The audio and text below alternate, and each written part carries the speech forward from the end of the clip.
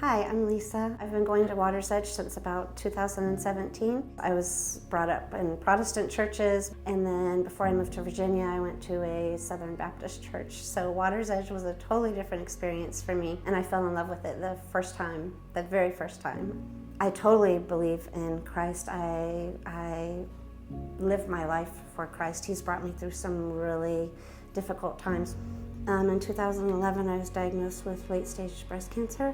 I felt God with me the entire time, and I just knew beyond a shadow of a doubt that I was going to survive it.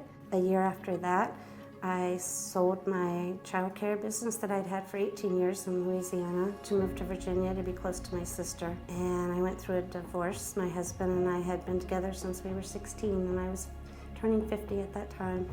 And I don't think that I would have been able to get through any of that without my faith in Christ. My parents had me dedicated as a baby. I accepted Christ into my life around the age of 11, but I've never been baptized. Before COVID happened, Pastor Stu gave a message about baptism, and I haven't been able to get it out of my head since then. And he said that when you get dedicated or christened as a baby, that's your parents' wish for your life, and they're dedicating you to God, and that covers you until you're old enough to make up your own mind about what you want to do. So I decided before COVID that I was going to do it, that I was going to get baptized. And then COVID happened. Recently, my two granddaughters, independently from each other, decided that baptism was something that they wanted to do, so they did the Big Splash event, and I went with them, and it was an amazing experience, not just for them, but for me as well.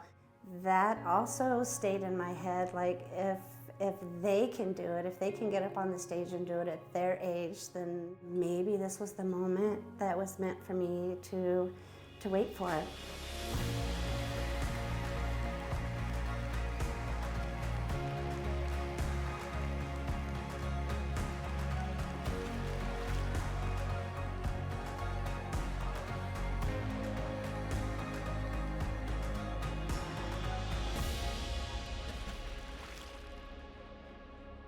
God's been so good to me. I don't know any grandmothers in my life that have gotten to be baptized with their two granddaughters.